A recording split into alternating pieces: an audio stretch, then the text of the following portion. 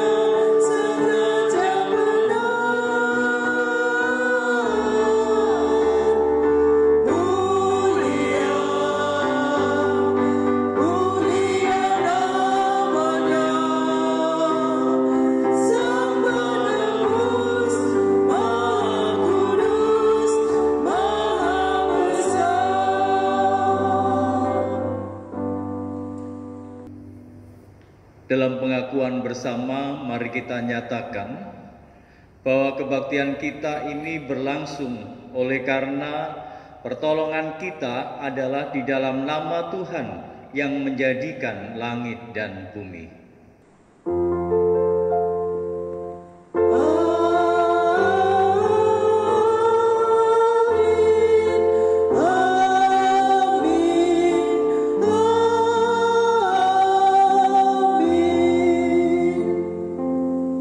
Salam kasih karunia dan damai sejahtera dari Allah Bapa kita dan dari Tuhan kita Yesus Kristus menyertai saudara sekalian.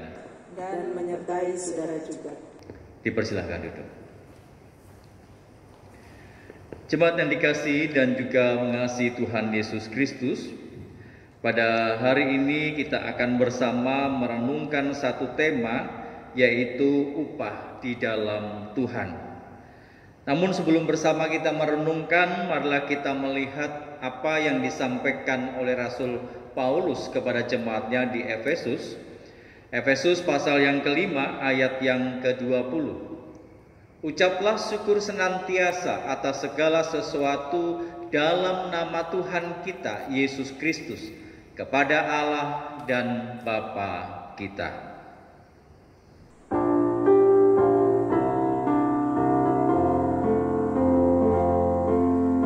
Aku hendak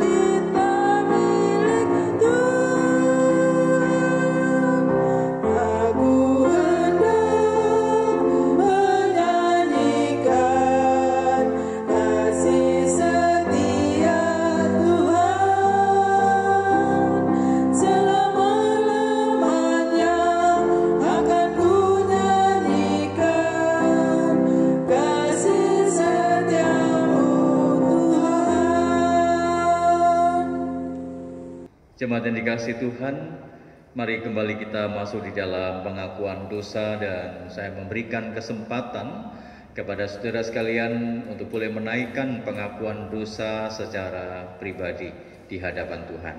Silakan berdoa.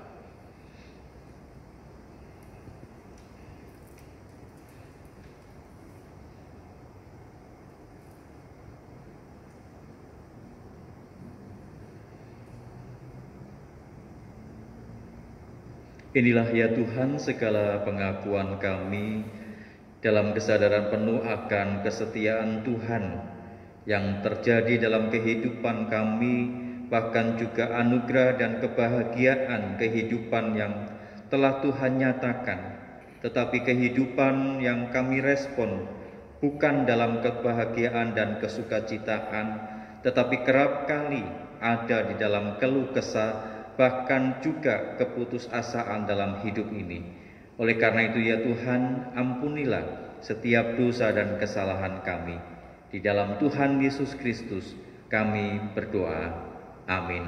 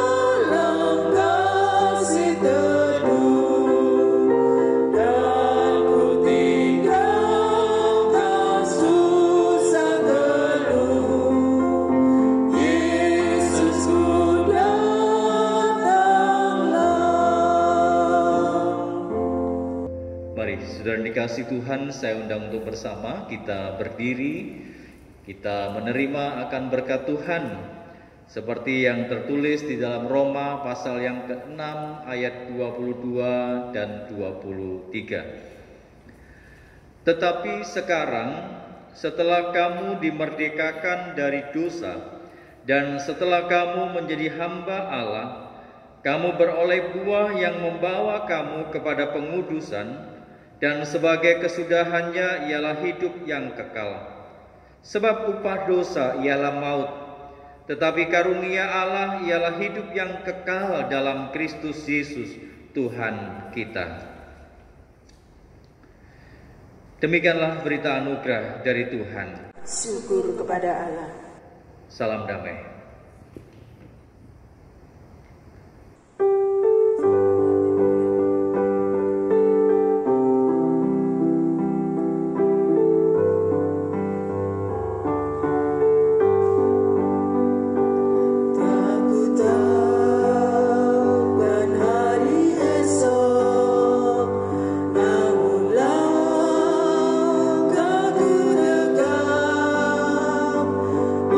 Tuhan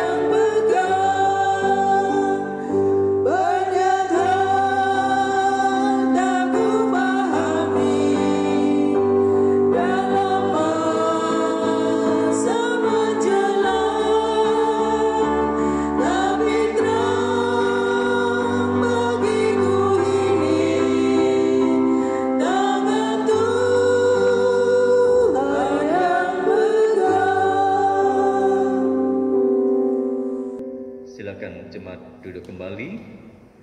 Dan sebelum bersama kita membaca dan merenungkan firman Tuhan, mari bersama kita berdoa. Inilah kerinduan kami ya Tuhan, bahwa kami mau berjalan bersama dengan Engkau tanpa ada kegelisahan, karena Engkau yang selalu memegang tangan kehidupan kami. Dan itu semua boleh kami dapatkan jikalau kami dekat dengan Tuhan dalam firman yang akan bersama kami baca pada saat ini. Bersabdalah kepada kami ya Bapa, dan kuasailah kami dengan kuasa Roh Kudus-Mu. Di dalam Tuhan Yesus Kristus kami berdoa. Amin. Jemaat yang dikasihi dan juga mengasihi Tuhan Yesus Kristus, Injil Tuhan Yesus Kristus menurut Matius, pasal yang ke-10, ayat yang ke-40 sampai dengan 42. Barang siapa menyambut kamu, ia menyambut aku, dan barang siapa menyambut aku, ia menyambut dia yang mengutus aku. Barang siapa menyambut seorang nabi sebagai nabi, ia akan menerima upah nabi. Dan barang siapa menyambut seorang benar sebagai orang benar, ia akan menerima upah orang benar. Dan barang siapa memberi air sejuk secangkir saja pun kepada salah seorang yang kecil ini, karena ia muridku, aku berkata kepadamu, sesungguhnya ia tidak akan kehilangan upahnya daripadanya. Demikianlah Injil Tuhan Yesus Kristus. Yang berbahagia adalah setiap kita yang membaca, merenungkan akan firman Tuhan, dan memberlakukan firman itu dalam hidup hari lepas sehari. Haleluya.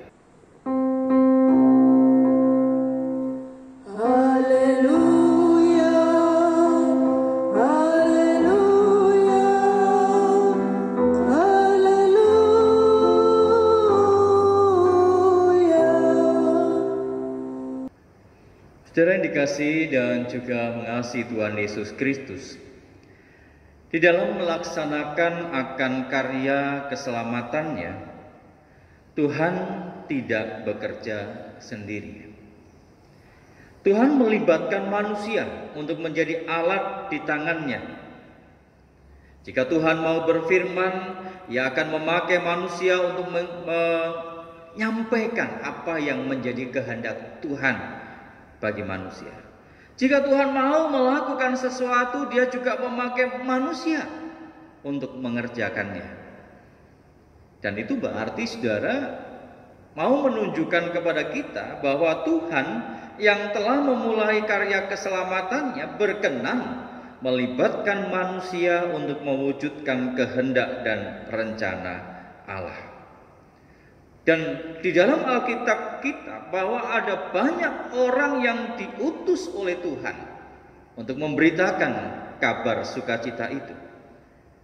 Baik itu yang dikerjakan oleh para nabi, mulai dari raja-raja, bahkan rasul dan orang-orang yang dipakai oleh Tuhan. Dan pertanyaannya, siapakah yang diutus oleh Tuhan untuk datang kepada kita?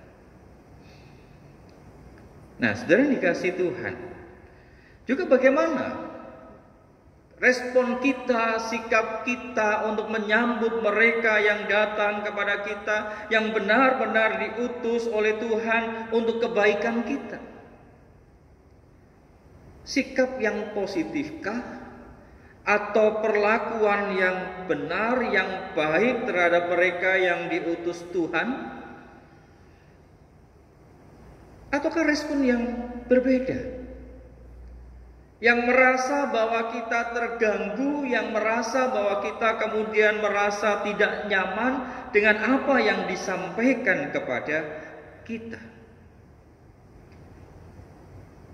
Kebenaran yang disampaikan kepada kita oleh orang utusan Allah yang datang kepada kita memang perlu sebuah batu uji. Baik itu soal waktu ataupun kebenaran yang ada di dalam Alkitab. Tetapi sekalipun demikian saudara, bahwa siapapun yang datang kepada kita sesama manusia, yang menyatakan kebenaran itu kepada kita, haruslah kita terima dalam kelemah lembutan sebagai utusan Tuhan untuk mendatangkan damai sejahtera. Karena sebagai utusan dan juga kita yang menerima, kita yang datang, yang didatangin itu pun juga punya respon. Kita bisa saja mengatakan, iya, kita bersuka dengan orang yang datang menyatakan kebenaran itu kepada kita. Ataupun kita yang menolak dan merasa tidak nyaman. Sedangkan dalam diri sang utusan itu sendiri pun juga mengalami pergumulan. Bahwa dia membawa kebenaran apa yang disampaikan, apa yang dikehendaki oleh Tuhan dalam firman-Nya. Tapi dia juga tahu bahwa ketika itu disampaikan, ketika itu diceritakan, belum tentu bahwa dia bisa diterima atau bahkan sebaliknya dia itu ditolak. Nah, dalam situasi yang seperti inilah yang kemudian Tuhan mengingatkan dan menasehati para murid dalam bacaan kita. Bahwa sebagai orang-orang yang diutus oleh Allah supaya mereka tidak pernah merasa khawatir atau bahkan mereka rendah diri. Kehadiran mereka diterima, kehadiran mereka ditolak. Semuanya itu sudah disediakan oleh Tuhan upahnya. Karena sebagai utusan dia datang mewakili apa dari sang Tuhan atau sang pengutus untuk menyampaikan apa yang menjadi isi dari keinginan sang pengutus itu. Jadi kalau mereka diterima, sesungguhnya bahwa mereka menerima sang pengutus itu sendiri dengan isi berita yang ada di dalamnya. Tetapi sebaliknya ketika mereka menolak utusan itu dan menyampaikan kebenaran itu berarti bahwa mereka menolak dari sang pengutus dengan isi berita yang disampaikan. Jadi jikalau para murid yang adalah merupakan utusan Tuhan untuk mereka hadir dan menceritakan, memberitakan Injil kebenaran Allah, ketika respon mereka diterima, mereka sama artinya mereka menerima Tuhan. Tapi sebaliknya ketika mereka menolak, itu berarti bahwa mereka menolak Tuhan yang mengutus mereka. Dan oleh karena itu sangat penting bahwa sebagai seorang utusan untuk mereka tetap ada di dalam kebenaran. Sesuai dengan koridor tentang apa yang dikehendaki Tuhan dalam kehidupan sebagai orang percaya. Nah, saudara dikasih Tuhan, sementara itu orang yang didatangi oleh para utusan itu juga punya hak untuk menentukan pilihannya. Seperti awal tadi saya sampaikan, bahwa manusia itu adalah makhluk yang sosial, makhluk yang bebas, dan dia diberikan kewenangan untuk memilih. Namun haruslah diingat bahwa setiap pilihan yang mereka ambil, mereka pilih, ada konsekuensi yang harus juga ditanggung. Apakah itu berupa sebuah upah ataukah itu merupakan sebuah hukuman? Itu semua tergantung pada pilihan. Dan oleh karena itu ketika Tuhan menyampaikan dan mengingatkan, dan barang siapa memberi air sejuk secangkir saja pun kepada salah seorang yang kecil ini karena ia muridku, aku berkata kepadamu sesungguhnya ia tidak akan kehilangan upahnya daripadanya.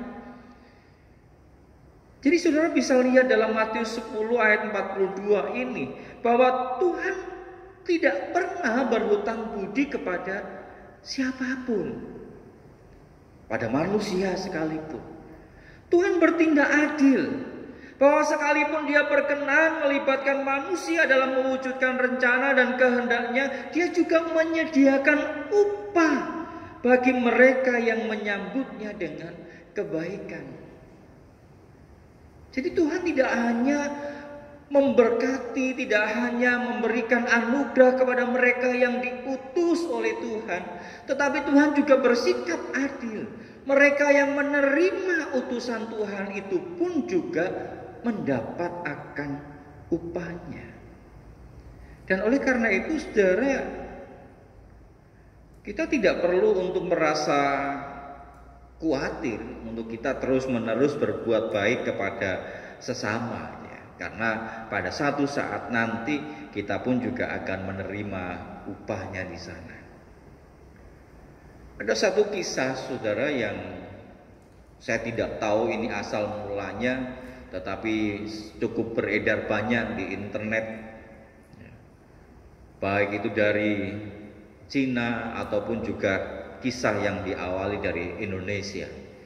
Tapi saya mengutip saja yang cerita dari Indonesia. Ada satu cerita, suatu hari seorang mahasiswa yang sedang praktek KKN, kuliah kerja nyata, di suatu desa, dan dalam tugas-tugasnya itu mereka melakukan perjalanan, dan pada suatu ketika dia berjalan seorang diri saja.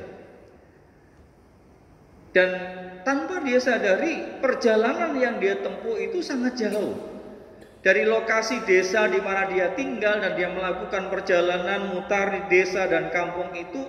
Dia melakukan perjalanan yang cukup jauh. Dan apalagi pada waktu itu siang sedang terik-teriknya, dia tidak bawa bekal apa-apa.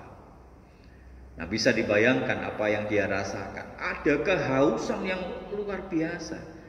Sampai kemudian dia melihat suami istri seorang petani sedang beristirahat di sebuah pohon di tepi sawah, di sawah tempat mereka bercocok tanam.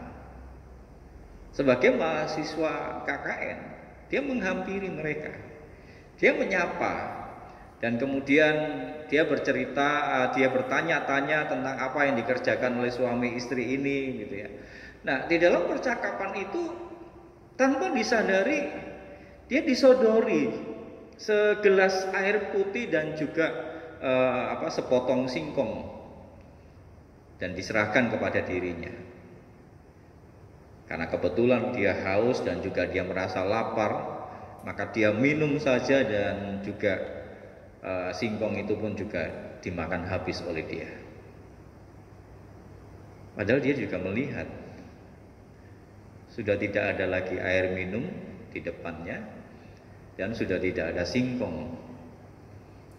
Dan baru kemudian dia menyadari bahwa singkong ini adalah makanan yang hanya dimakan atau cukup dimakan oleh sang petani itu. Tapi itu diserahkan bagi dirinya. Itu menjadi sebuah kenangan bagi dirinya. Dan suatu hari, saudara, ketika peristiwa itu sudah berlalu dan perjalanan dengan waktu yang terus berlangsung, dan suami istri dari petani ini suatu ketika sakit, sang suami sakit dan dirawat di rumah sakit di kota di dekat tempat tinggal desa mereka. Dan dalam proses perawatan di rumah sakit cukup lama, dan tindakan medis yang dilakukan juga sangat berat, sehingga mau tidak mau biaya yang harus mereka tanggung cukup besar. Sang istri bertanya kepada tenaga administrasi dan bertanya berapa biaya yang harus dibayar. Sang petugas mengatakan bahwa sudah lunas. Ibu tidak perlu membayar karena ada seseorang yang sudah membayarkannya bagi ibu. Sang ibu ini kaget karena mereka merasa bahwa mereka tidak punya hutang atau memberikan piutang kepada seorang pun. Dan sampai pada satu ketika anak muda ini datang menjumpai suami istri itu dan mengatakan bahwa ibu tidak perlu repot untuk membayarnya. Ibu masih ingatkah dengan saya? Sang ibu ini tidak mengingat, dia hanya menceritakan, akhirnya anak itu menceritakan bahwa saya yang pernah makan dengan ibu, diberi segelas air putih dan juga satu potong singkong. Itulah saya. Kebaikan yang Bapak Ibu lakukan membuat saya mengingat bahwa saya pun juga harus mengasihi sesama kami. Dan itulah yang dilakukan, saudara. Ternyata bahwa laki-laki ini, pemuda ini membayar semua tagihan yang ada, dan kedua orang ini, sang suami istri ini, kemudian mereka berpulang. Nah, saudara yang dikasih Tuhan, cerita ini mungkin menjadi sebuah kiasan ataupun hanya gambaran. Tetapi kalau kita jujur dan kita telusuri dalam kehidupan kita hari lepas sehari, bukankah kita juga pernah merasakan kebaikan dari orang lain yang tanpa kita tahu? Yang tiba-tiba bahwa orang itu datang kepada kita dan memberikan bantuan kepada kita tepat pada saat kita sedang membutuhkan bantuan. Dan kita baru diingatkan bahwa dulu kita berbuat baik kepada dirinya. Ada upah yang kita terima. Upah sebagai seorang nabi dikatakan di sana. Dia akan menyambut orang benar dengan benar. Dia akan menerima upah orang benar.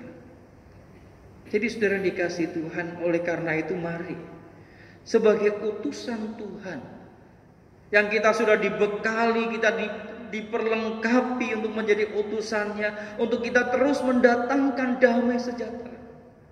Supaya kebaikan, damai sejahtera itu terus mengalir dan terus bisa dirasakan oleh orang-orang yang berjumpa dengan kita. Dan jikalau itu terjadi, saya percaya damai sejahtera di muka bumi ini sungguh terjadi. Ada banyak penderitaan, tapi ada banyak juga orang yang berbuat kebaikan. Ada ketidakadilan, ada orang yang hadir menyatakan kebenaran itu. Semua akan terjadi dengan indah dan penuh dengan damai sejahteranya. Sebagai utusan, mari kita terus mewartakan kebenaran Allah. Sebagai penerima sang kebenaran Allah, mari kita menyambut dan merespon sebagai orang yang benar, supaya kita pun mendapat upah di sana. Amin.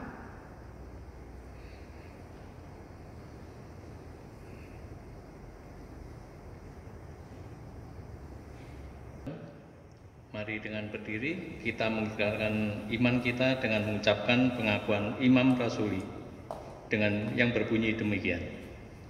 Aku percaya kepada Allah, Bapa yang Maha Kuasa, Khalik langit dan bumi, dan kepada Yesus Kristus, anaknya yang tunggal Tuhan kita, yang dikandung daripada Roh Kudus, lahir dari anak darah Maria, yang menderita sengsara di bawah pemerintahan Pontius Pilatus, disalibkan, mati dan dikuburkan, turun ke dalam kerajaan maut. Pada hari yang ketiga, bangkit pula dari antara orang mati, naik ke surga, duduk di sebelah kanan Allah, Bapa yang Maha Kuasa. Dan dari sana ia akan datang untuk menghakimi orang yang hidup dan yang mati. Aku percaya pada Roh Kudus, gereja yang kudus dan am, persekutuan orang kudus, pengampunan dosa, kebangkitan orang mati, dan hidup yang kekal. Amin. Jemaat dipersilakan duduk dan mari bersama kita mempersiapkan hati kita masuk dalam doa syafaat kita. Mari bersama kita berdoa. Bapa di dalam surga, berkatilah kami ya Tuhan dengan hikmat Tuhan, dengan kesukacitaan untuk menjadi utusan-utusan Tuhan di dunia ini. Terlebih di tengah situasi dan pandemi yang menimbulkan banyak kegelisahan, kekhawatiran, bahkan juga keputusasaan, penderitaan, sakit penyakit, perjuangan yang penuh dengan kelelahan. Kiranya Tuhan mengutus kami untuk hadir menjadi penolong, membawa damai sejahtera bagi setiap mereka. Berikanlah hikmat kami ya kepada kami ya Tuhan, supaya kami sebagai utusan Tuhan hadir dengan kesungguhan hati, hadir dengan kesukacitaan, hadir dengan kelemah lembutan, sehingga dimanapun kami hadir, kami membawa damai sejahtera itu. Selaku gereja-Mu, kami juga bergumul ya Tuhan, di tengah situasi dan kondisi seperti ini, perjumpaan yang terbatas yang hanya oleh karena sarana media online tentu menimbulkan kegelisahan dan juga kerinduan yang amat sangat. Tapi dalam kesatuan hati, dalam kerinduan bersama kami, dalam setiap doa kami, bahkan juga ketika kami mengikuti ibadah bersama secara online pada saat ini, biarlah kami tetap dengan kesungguhan hati, dengan sikap seperti kami beribadah kepada Tuhan, bukan sebagai tontonan yang kami lihat dengan sambil lalu, bukan hanya sekedar kami lihat dan ketika kami merasa tidak suka, kami pindah saluran lain. Tuhan yang mempersatukan kami, dan biarlah kami terus dipersatukan oleh Tuhan di tengah keterbatasan yang ada. Dan juga peran panggilan kami selaku gereja-Mu, terlebih dalam masa memasuki new normal. Ada banyak kerinduan-kerinduan untuk gereja-Mu mulai beribadah di gedung gereja kembali. Berikanlah hikmat kepada setiap kami, terutama untuk pemimpin gereja, majelis jemaat, untuk mempersiapkan dengan sungguh, mempertimbangkan dengan seksama, bahkan keberserahan kepada Tuhan secara utuh, bertelut di hadapan Tuhan dan meminta akan hikmat Tuhan, supaya pelaksanaan itu adalah pelaksanaan yang mendatangkan kehidupan, yang bukan kemudian menambah jumlah mereka yang terkena COVID-19. Di tengah kedisiplinan warga masyarakat, warga jemaat, untuk menjaga kebersihan, untuk menjaga kehidupan yang Tuhan anugerahkan, mematuhi apa yang menjadi himbauan dari pemerintah, menjaga jarak, memakai masker, dan juga mencuci tangan dengan sabun dan air yang mengalir. Tolonglah kami Tuhan, kami percaya bahwa waktu Tuhan adalah yang terbaik, juga untuk kehidupan bangsa dan negara kami, untuk kota Tuban yang sampai saat ini masih banyak yang menjalani perawatan di rumah sakit. Mereka yang menjadi PDP, pasien dalam perawatan, ataupun juga mereka yang positif, kami berdoa bagi mereka dalam kepulihan dan kesembuhan mereka, semangat hidup mereka. Dan kami juga berdoa untuk bagi para tenaga kesehatan yang merawat dan mendampingi mereka. Tuhan berikan kesukacitaan di tengah beratnya tanggung jawab mereka, menjaga diri supaya tidak terpapar oleh karena mereka yang positif, tapi juga sekaligus mereka harus merawat mereka yang mengalami penderitaan sakit. Tuhan tolong, Tuhan berikan penghiburan dan kekuatan bagi mereka semua. Bagi bangsa dan negara kami, kota kami Tuban, masyarakat yang ada di dalamnya, biarlah kami juga bersama-sama bertoleransi dan berempati dengan situasi yang ada, untuk bersama-sama menjaga dan memberikan kehidupan, bukan menjadi penular dan pembawa bencana. Tolonglah kami, berkatilah kami, supaya bangsa kami, kota kami, bahkan dunia ini mengalami pemulihan yang berasal dari Tuhan. Inilah doa kami, syafaat kami, yang kami alaskan dalam satu nama Tuhan Yesus Kristus, yang telah mengajar kami berdoa, yang akan kami nyanyikan. Bapa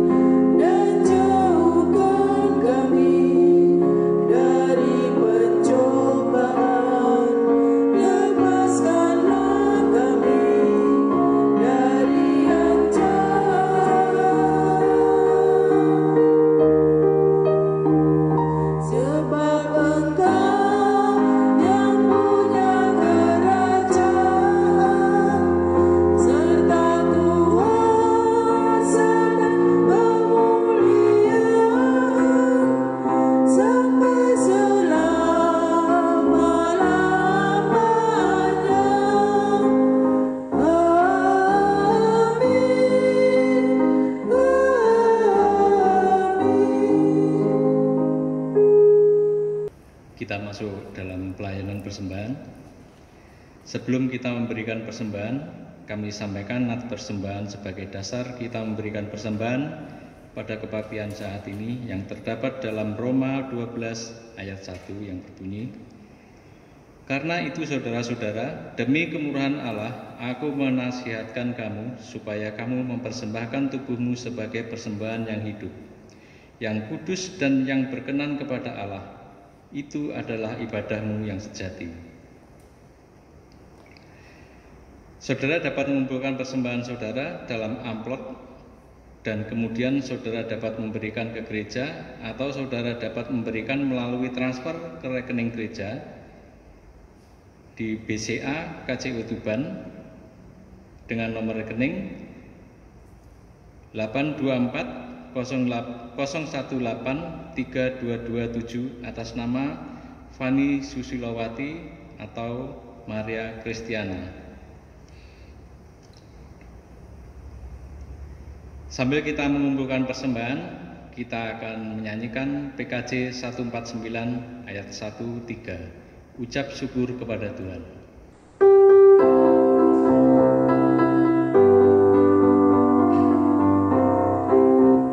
Ucap syukur pada Tuhan karena kita diselamatkan oleh-Nya. Senandungkan lagu baru, senandungkan lagu baru bagi-Nya. Muliakan nama Tuhan karena kuasa-Nya abadi muliakan. Senandungkan lagu baru, senandungkan lagu baru bagi-Nya. Kita bawa dalam doa. Bapa yang bertata di dalam kerajaan surga, kami berdoa bagi persembahan yang baru kami berikan demi kemuliaan nama-Mu. Kiranya persembahan yang telah kami berikan dapat menjadi persembahan yang harum bagi kemuliaan nama-Mu. Ya Tuhan, berkatilah persembahan ini, kiranya persembahan ini bisa menjadi alat untuk memperluas kerajaan-Mu. Terima kasih Tuhan, kami telah berdoa dan mengucap syukur. Amin.